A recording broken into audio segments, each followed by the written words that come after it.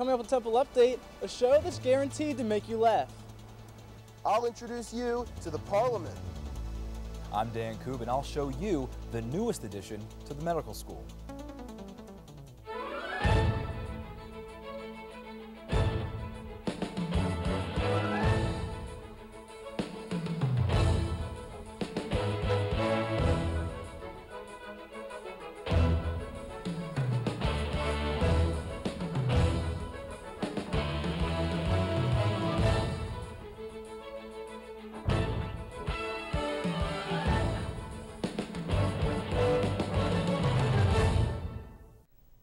Hello and welcome to this edition of Temple Update. I'm Jennifer Lee. And I'm Josh Filomeno. We begin with several updates on the crisis in Japan and its connection with Temple University.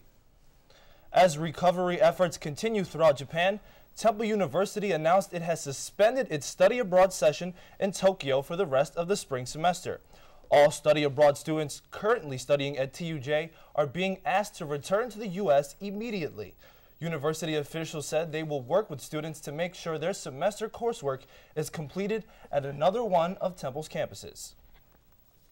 2 weeks after the devastating earthquake and tsunami hit, Temple University's Japan campus has not yet resumed its classes. Here's a look at how Temple has responded following the disaster.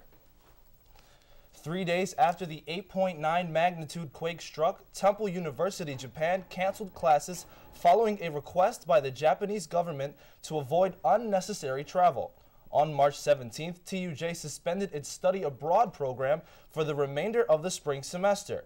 This spring, there were nearly 70 students studying abroad at Temple's Japan campus.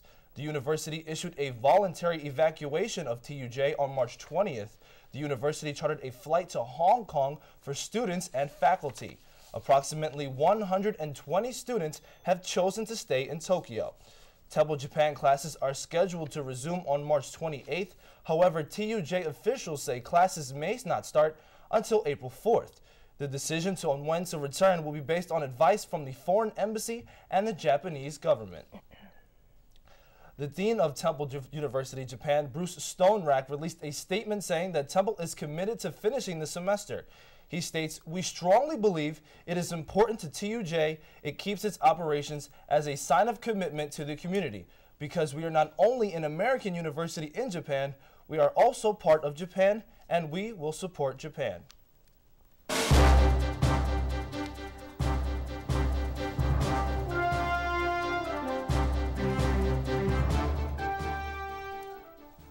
Temple University is doing its part to avoid losing its state funding.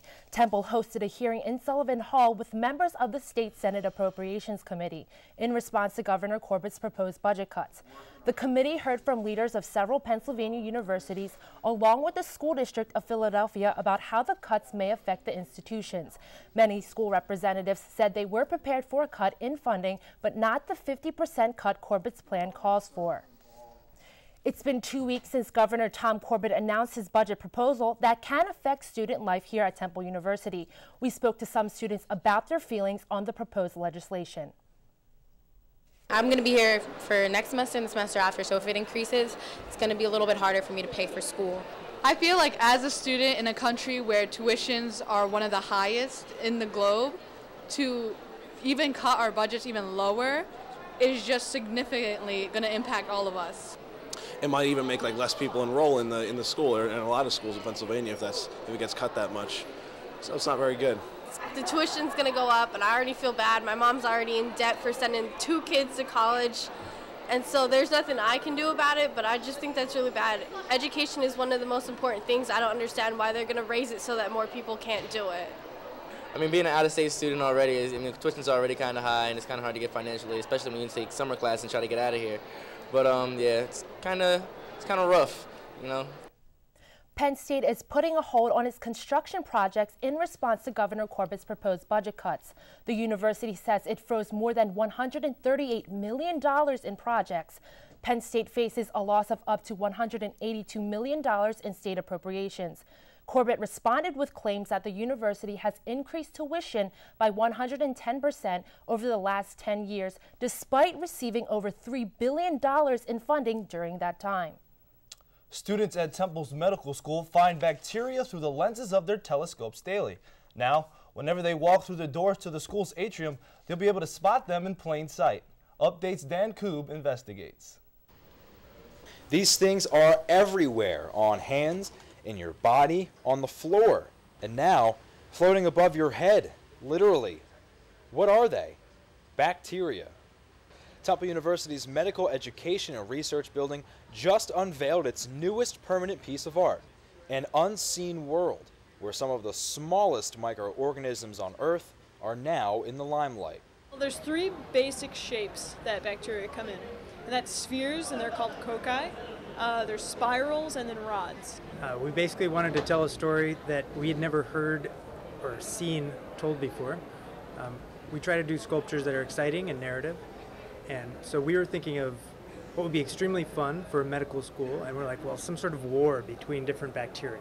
It's the attention to detail that helped Dr. Bennett Larber and his team choose this particular design.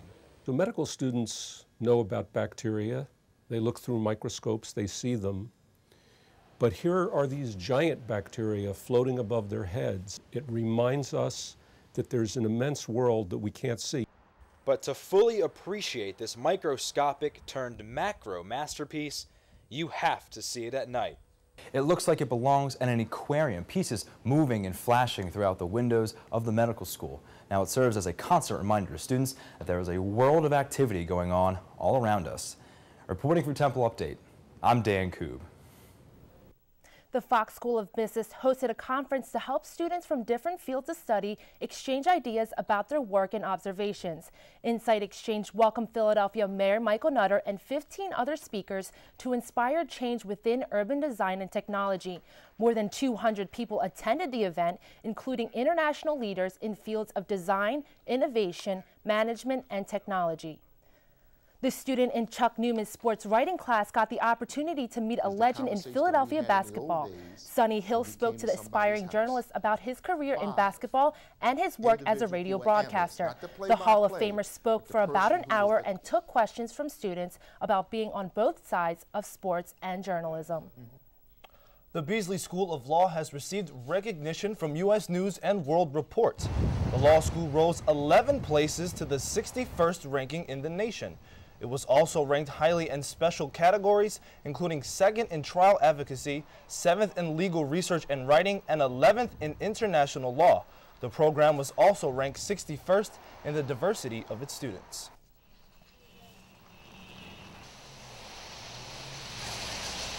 If you hear an alarm, don't panic. Temple is conducting evacuation drills in March and April for all buildings on campus. The drills are mandatory and all students must evacuate the buildings. The university will use the drills to test its emergency response and evacuation procedures. For more information on the drill schedule and a map of the rallying points on campus, go to temple.edu/TUready. Parts of Temple's campus were closed on March 20th due to an annual tradition on main campus. Update Cassandra Kane was there. Ready, set, go! The 2011 Philly Flyer Collegiate and USAC weekend was held on campus. The races were hosted by local bike shop Breakaway Bikes. Breakaway Bikes sells gear and provides training for cyclists. They were at the Philly Flyer helping the contestants keep their bikes ready to go. Maybe they get a flat tire and they need help changing it, or they have a mechanical issue. They could bring it here where we have people that know what they're doing and they could help out. It makes it a lot more safe. The Philly Flyer has inspired the competitive spirit in the race's contestants and spectators. But it looks like some friendly competition. Give it up for MIT. But some people are just here to have some fun. I do it for fun. So I'm not as serious as some of the other guys out here like they are. I just train a little bit and do my one mandatory race a year. I always do the Philly Flyer. Men and women's cycling teams from a variety of universities on the East Coast participated. Cyclists with all different levels of experience were giving the competition their all. It's a great learning experience. This is my first year racing, so I'm having a blast and just learning what it's all about, really. Whether contestants win or lose, there is something to be said for crossing the finish line. Reporting for Temple Update, I'm Cassandra Kane. Still to come on Temple Update, Rudy Mezzi will tell you why these fans are going crazy. and find out what popular study drug may have harmful side effects for its users. Temple Update will be right back.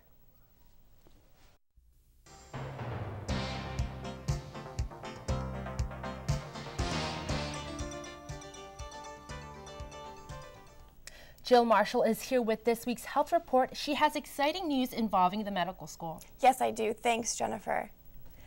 The U.S. News and World Report has ranked Temple School of Medicine the 45th best research school in the nation.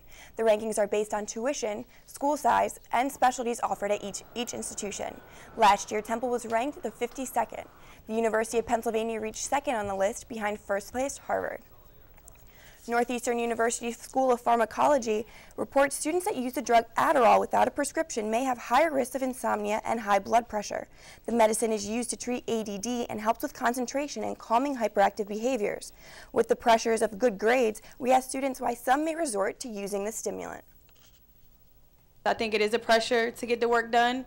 So I know a lot of people I do know people that use it to concentrate. It forces them to actually get it done. I understand why people would use it. I mean, I think, like I said, a big part of it's mental, and if you think it gives you that edge, even if it's just not doing anything for you, just to think that you should be studying, I guess that's good. But at the same time, I think anytime you take something that's you buy off the street, it's probably not the best idea. The study also showed more than 5 million people between 3 and 17 will rely on Adderall to maintain focus throughout their adult years. It's important to remember that if you're not prescribed Adderall, not to take it. Yeah, that's definitely a helpful reminder for students, especially with the end of the semester coming up. Definitely. Thanks, Jill. A study by a Temple professor reveals that the coffee we drink may reveal more about our personalities than we might think. Update's Cherry Gregg has more. Thousands of Temple students line up every day to buy a cup of Java. Coffee is my favorite beverage in the whole wide world. It's so delicious. I would say I drink coffee almost every day. Right now, Milky Way with soy milk. Coffee is a part of campus culture. Students walk with it, study with it, and rely on the jolt it gives to get them through the night. Go to Wawa or 7-Eleven, pick up some coffee. Keeps me up sometimes. But coffee doesn't just give you a boost. According to one Temple professor, what you order and where you get your caffeine fix says a lot about how you view the world. Professor Bryant Simon is the author of this book, Everything But the Coffee. He says coffee is a prop that gives clues about life. What Starbucks did essentially is turn coffee into a kind of shorthand for identity. So if someone's walking down the street carrying a cup of Starbucks, we then can read back what we think those people are, and we're doing. Simon says students drink coffee because it's a symbol of maturity and status, and others, well, they reject the idea altogether. There's a whole nother segment of students and people at this moment who reject Starbucks. I think going to Richie's and carrying the little blue cup, right, saying, you know, I'm not buying into this corporately made status symbol. I like tea better, probably because there's less caffeine in it. Regardless of the reason, Large caramel latte? most people can't go a day without their cup of joe. Reporting for Temple Update, I'm Cherry Gregg.